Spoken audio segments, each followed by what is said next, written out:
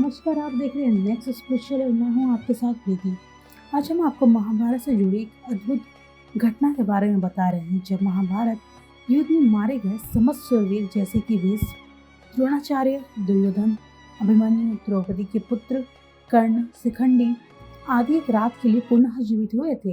ये घटना महाभारत युद्ध खत्म होने के 15 साल बाद हुई थी।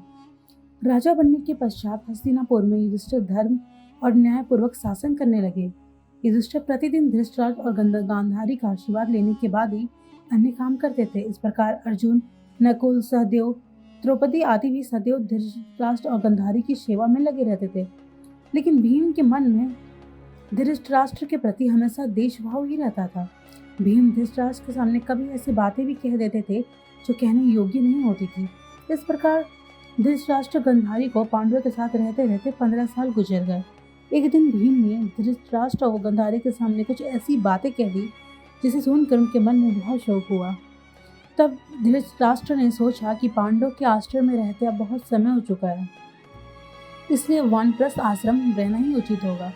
गांधारी ने भी धृतराष्ट्र के साथ वन में जाने की सहमति दे दी। धृतराष्ट्र और गांधारी के साथ विदुर और संजय ने वन जाने का निर्णय लिया।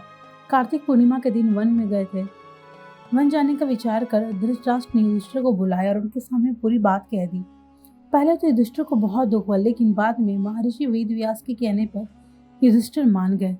जब युधिष्ठिर को पता चला कि धृतराष्ट्र और गांधारी के साथ विदुर और संजय भी वन जा रहे तो उनके शोक का सीमा नहीं रही। धृतराष्ट्र ने बताया कि वे कार्तिक मास की पूर्णिमा को वन के लिए यात्रा करेंगे। वन जाने से पहले धृतराष्ट्र ने अपने पुत्र और अन्य परिजनों के श्राद्ध के लिए युधिष्ठिर से धन मांगा। भीम ने द्वेषावश धृतराष्ट्र को धन देने से इनकार कर दिया।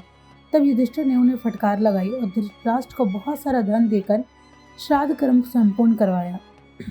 तय समय पर धृतराष्ट्र, गांधारी, विदुर और संजय ने वन यात्रा प्रारंभ की। इन सभी को वन जाते देख पांडव की माता कुंती ने भी वन में निवास करने का निश्चय किया। पांडवों ने उन्हें समझाने का बहुत प्रयास किया, लेकिन कुंती भी धृतराष्ट्र और गांधारी के साथ वन चली गई। धृतराष्ट्र आदि ने पहले रात गंगा नदी के तट पर व्यतीत की। कुछ दिन यहाँ रुकने के बाद धृतराष्ट्र, गांधारी, कुंती, विदुर और संजय कुरुक्षेत्र आ गए। यहाँ महर्षि वेदव्यास से वनवास की दीक्षा लेकर ये सभी महर्षि सतयुग के आश्रम में निवास करने लगे। वन में रहते हुए धृतराष्ट्र घोर तप करने लगे। तब से उनका शरीर का मांस सूख गया। सिर पर महर्षि की तरह जटा धारण कर वे और भी कठोर तप करने लगे। तब से उनके मन का मोह दूर हो गया। गांधारी और कुंती भी तप में लीन हो गए। विदुर और संजय इनकी सेवा में लगे रहते और तपस्या किया करते थे। इस प्रकार वन में रहते हुए धृतराष्ट्र आदि को लगभग 1 वर्ष बीत गया। इधर हस्तिनापुर में एक दिन राजा युधिष्ठिर के मन में वन में रह रहे अपने परिजनों की देखने की इच्छा हुई। तब युधिष्ठिर ने अपने सेना प्रमुखों को बुलाया और कहा कि वन में जाने की तैयारी करो। मैं अपने भाइयों और परिजनों के साथ वन में रह रहे महाराज धृतराष्ट्र और माता गांधारी और कुंती आदि से दर्शन करूंगा। इस प्रकार पांडवों ने अपने पूरे परिवार के साथ वन जाने की यात्रा प्रारंभ की। पांडवों के साथ वे नगरवासी भी थे जो धृतराष्ट्र आदि के दर्शन करना चाहते थे।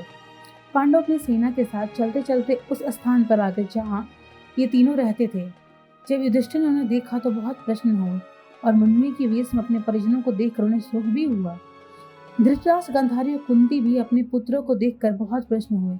जब युधिष्ठिर ने वहां विदुर जी को नहीं देखा तो धृतराष्ट्र उनके बारे में पूछा। धृतराष्ट्र ने बताया कि वो कठोर तप कर रहे हैं। तभी युधिष्ठिर को विदुर और उसकी ओर दिखाई दिए आते, लेकिन आश्रम में इतने सारे लोगों को देखकर विदुर जी पुनः लौट गए। युधिष्ठिर उनसे मिलने के लिए उनके पीछे पीछे दौड़े। तब वन में एक पेड़ के नीचे उन्हें विदुर जी खड़े हुए दिखाई दिए। जब युधिष्ठिर ने देखा कि विदुर जी के शरीर में प्राण नहीं है तो उन्होंने उनका दाह संस्कार करने का निर्णय लिया। उसी समय विदुर जी के शरीर से प्राण निकले युधिष्ठिर में समा गए। तभी आकाशवाणी हुई कि विदुर जी संन्यास धर्म का पालन करते थे, इसलिए उनका दाह संस्कार करना उचित नहीं है। यह बात युधिष्ठिर ने आकर महाराज धृतराष्ट्र को बताई। युधिष्ठिर के मुख से इस बात सुनकर सभी को आश्चर्य हुआ। युधिष्ठिर आदि ने वह रात वन में ही बिताई। अगले दिन धृतराष्ट्र के आश्रम में महर्षि वेदव्यास आए। जब उन्हें पता चला कि विदुर जी ने शरीर त्याग दिया तब उन्होंने बताया कि विदुर धर्मराज के अवतार थे और युधिष्ठिर भी धर्मराज का ही अंश है, इसलिए विदुर जी के प्राण युधिष्ठिर के शरीर में समा गए। महर्षि वेदव्यास ने धृतराष्ट्र, गांधारी और कुंती से कहा कि आज मैं तुम्हें अपनी तपस्या का प्रभाव दिखाऊंगा, तुम्हारी जो इच्छा वो मांग लो। तब धृतराष्ट्र और गांधारी ने युद्ध में अपने सारे मरे हुए पुत्रों को देखने की इच्छा जाहिर की। जिसके बाद कुंती ने कर्ण को देखने की इच्छा प्रकट की। द्रौपदी ने अपने पुत्रों को। महर्षि वेदव्यास ने कहा कि ऐसा ही होगा, युद्ध में मारे गए जितने भी वीर हैं उन्हें आज रात तुम सभी देख पाओगे। ऐसा कहकर महर्षि वेदव्यास ने सभी को गंगा तट पर चलने के लिए कहा। महर्षि वेदव्यास के कहने पर सभी गंगा तट पर एकत्रित हो गए और रात होने का इंतजार करने लगे। रात होने पर महर्षि वेदव्यास ने गंगा नदी में प्रवेश किया और पांडव और कौरव पक्ष के सभी मृत योद्धाओं का आह्वान किया। थोड़ी ही देर में भीष्म, द्रोणाचार्य, कर्ण, दुर्योधन, दुशासन, अभिमन्यु, धृतराष्ट्र के सभी पुत्र, घटोत्कच, द्रौपदी के पांचों पुत्र, राजा द्रुपद, धृष्टद्युम्न, शकुनि, शिखंडी आदि वीर जल से बाहर निकल आए। उन सभी के मन में किसी भी प्रकार का अहंकार और क्रोध नहीं था। महर्षि वेदव्यास ने धृतराष्ट्र और गांधारी को दिव्य नेत्र प्रदान किए। अपने मित्र परिजनों को देख सभी के मन में हर्ष छा गया। उन्होंने सारी रात अपने मृत परिजनों के साथ बिताकर सभी के मन में संतोष हुआ। अपने मृत पुत्रों, भाइयों, पतियों, अन्य संबंधियों से मिलकर सभी का संताप दूर हो गया। तब महर्षि वेदव्यास ने वहां उपस्थित विधवा स्त्रियों से कहा कि जो भी अपने पति के साथ जाना चाहती है वे सभी गंगा नदी में डुबकी लगाए। महर्षि वेदव्यास के कहने पर अपने पति से प्रेम करने वाली स्त्रियां गंगा में डुबकी लगाने लगी और शरीर छोड़कर पतिलोक में चली गई। इस प्रकार वह अद्भुत रात समाप्त हुई। इस प्रकार अपने मृत परिजनों से मिलकर धृतराष्ट्र, गांधारी, कुंती और पांडव बहुत प्रसन्न हुए। लगभग 1 महीना वन में रहने के बाद युधिष्ठिर आदि पुनः हस्तिनापुर लौट आए। इस घटना के करीब 2 वर्ष बाद एक दिन देवर्षि नारद युधिष्ठिर के पास आए। युधिष्ठिर ने उनका स्वागत किया। जब देवर्षि नारद ने उन्हें बताया कि वे गंगा नदी के आसपास के तीर्थों के दर्शन करते हुए आए हैं, तो उन्होंने धृतराष्ट्र, गांधारी और माता कुंती के बारे में पूछा। तब देवर्षि नारद ने उन्हें बताया कि तुम्हारे वन से लौटने के बाद धृतराष्ट्र आदि हरिद्वार चले गए। वहां भी उन्होंने घोर तपस्या की। एक दिन जब वे गंगा स्नान पर आश्रम में रह रहे थे तभी वन में भयंकर आग लग गई।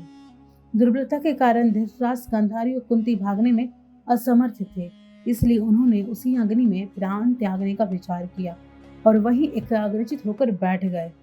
इस प्रकार धृतराष्ट्र, गांधारी और कुंती ने अपने प्राणों को त्याग दिया। संजय ने यह बात तपस्वी को बताई और वे स्वयं हिमालय पर तपस्या करने चले गए। धृतराष्ट्र, गांधारी और कुंती की मृत्यु का समाचार जब महल में फैला तो चारों ओर हाहाकार मच गया। तब देवर्षि नारद ने उन्हें देरी बंधाया। युधिष्ठिर ने विधिपूर्वक सभी का श्राद्ध कर्म करवाया, दान दक्षिणा देकर उनकी आत्मा की शांति के लिए दाह संस्कार किए।